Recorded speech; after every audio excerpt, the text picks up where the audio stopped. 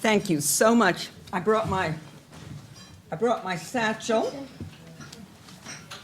and my blank pad so I could learn from you, because that's what these things are all about. And here I am speaking. And the most up-to-date graphic I've seen, I got from one of our panelists, Nancy. Oklahoma is one of those blue states. It used to be. We're pretty red now, except for our leadership, and our leadership is blue in Oklahoma. The congressional delegation we send to Washington is red. But we have had a commitment that I would say goes over 30 years. And as Eric Severide said about the United States, this is the experimental laboratory of the 20th century. And it is my belief that the states are really the experimental laboratory for America. And that Tulsa, in the case of Oklahoma, started way before the state did, because we're not the capital. Oklahoma City is the capital. And we don't have a lot of money in Tulsa, and so whatever we may have from the oil industry long ago when we were the oil capital of the world, we no longer have.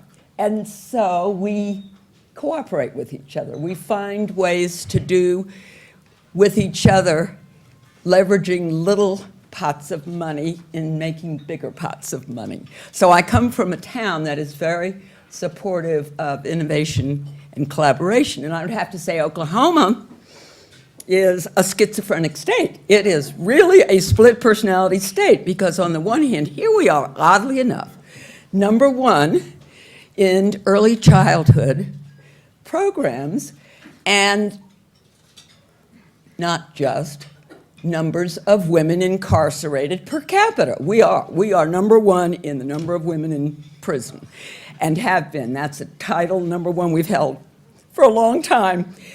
So it's not just in football.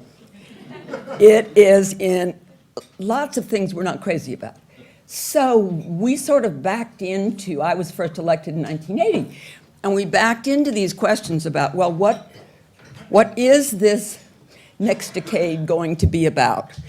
And Oklahoma's tradition has been one of access. You know, a college at a gas station or a phone booth, and let's have lots of access. But when you wanted to do something new, it was hard to do. And so sometimes we'd take a little bit of money, but it had to be spread equally. So it was like taking a Dixie cup of water and throwing it out there on Lake Keystone, where I live. You can't see the effects of it. It vanishes. So we started with looking in the early 80s at higher ed. What do students need to know and be able to do? And that came from the East. So our superintendent was not going to allow this to be posted in the high school, so he would not send it to his high school superintendents. So a bunch of us in the legislature banded together and tried to make our superintendents aware of if they really wanted their students to go to college, what it would take, what they needed to do to start early. And then in the 80s, we also, way against the establishment, got an independent higher ed study passed through the legislature. And it was only because one person who was a freshman would not take anything else. So the story of what we did in Oklahoma is really a story of individuals, rugged individuals, who learned how to, especially women, who learned how to work this good old boy system and back our way into a commitment to children. Because Oklahoma's always last, or in the bottom 5 states, on funding for education and other essential services. Some people call us the bottom of the bucket state. And yet, how do you get beyond that? The problem was our low sense of possibilities. How do we get beyond this history and tradition of not being committed to education to being committed? So we started backing up from there.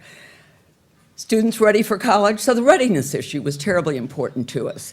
Students ready for college, students ready for high school, and we went on back down to birth. We finally said, okay, to really do this, these children have to come to school ready to learn and not be distracted by all the troubling conditions of their lives and really be eager to learn. And so you all know all about that. But I will say things that happened nationally also converged, were forces that converged in Oklahoma, such as the Nation at Risk report in about '83.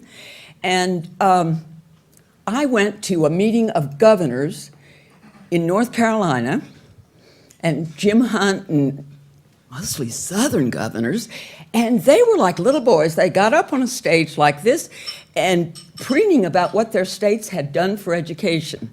This is in response to the Nation at Risk report. Just in this year, the report came out. So there was all of a sudden a lot of commitment to improving and strengthening education at that level, at the gubernatorial level, but still not that much at the legislative level. So we got really excited by this, and we went back to Oklahoma and tried to bring into being some of what Governor Jim Hunt, for one, had talked about that they were actually doing in North Carolina, so we copied them and started trying to make a better commitment to higher ed and early childhood and education more generally. And it was a very tough fight.